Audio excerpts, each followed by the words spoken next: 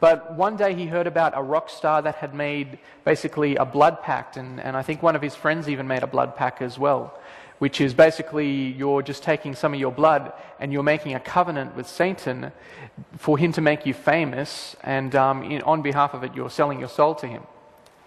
But Marilyn Manson, in his own story, admits that he did this when he was young. And as you can see, the fruits of it now are that he's a big famous rocker. And here's just a little quote that just shows him that how he kind of went in that direction.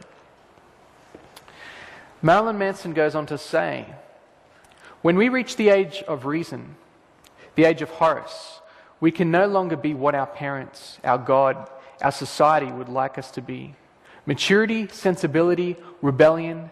15. This is when we fall. This is Lucifer." Now, what age group was MTV aiming at? They were aiming at the younger children, weren't they?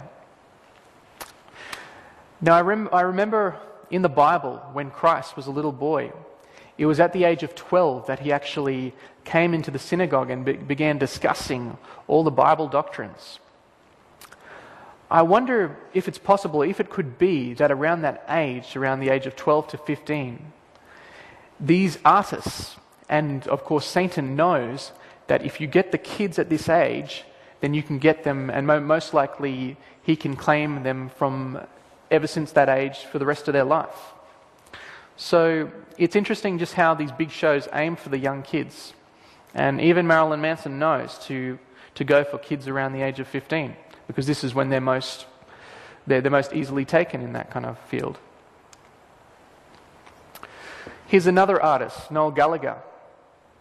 Just like we saw in the whole of the olden day music industry, he says, if the devil popped up now and said, it's a choice, music or relationships, be it mother, girlfriend, even Liam, I'd sign on the dotted line. Just another little example of these artists claiming that they've sold their soul. Is there more to this? Is there actually something behind it, or is this just words? Well, so far you've seen so many examples of it, so I'll leave that up to your own speculation. Here is another very popular rock group called Metallica. Now Metallica, it's just amazing how so many of these artists, even back from 20, 30, 40 years ago, are still in the music scene. And as soon as they release a CD, they sell millions, and they're always so popular.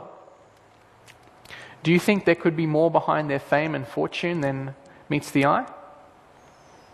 Well, let's just take a quick look at their lyrics and see.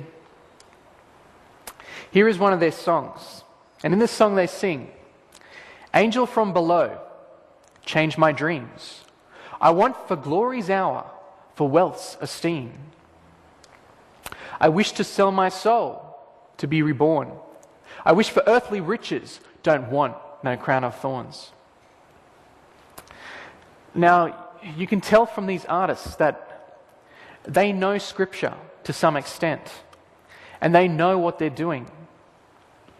And I actually feel for these people, because here he says he doesn't want no crown of thorns, and they don't realize on that day of judgment, when God comes, how much they're going to regret saying this. Whether they just say it for just popularity's sake, or if they're actually into occult and spiritualistic kind of stuff, or if they're just saying it for no reason at all. But the thing is, on that day of judgment, they're going to regret saying these things. Here's some more lyrics. "I don't care for heaven, so don't you look for me to cry, and I will burn in hell from the day I die." You have to feel sorry for them.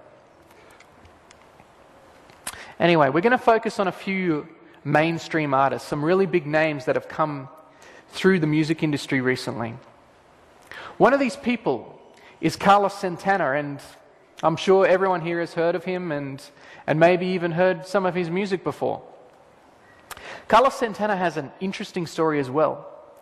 You see, Carlos was a famous musician back in the days, back in the 70s and 60s and stuff like that. And he disappeared for a while. Then suddenly in the last 5 or 6 years, he just pops back up out of the scene, and the first album that he releases again is one of the biggest albums of all time, and it was winner of Album of the Year at the 42nd Grammy Awards. And it just makes you wonder, why do these artists especially these artists back from the old days, just keep on popping up and keep on making it successful? That's why we need to look deep into some of these people's lives and just have a better look. Now, here's just something interesting that I just thought I'd add in. Here's the name Santa Claus.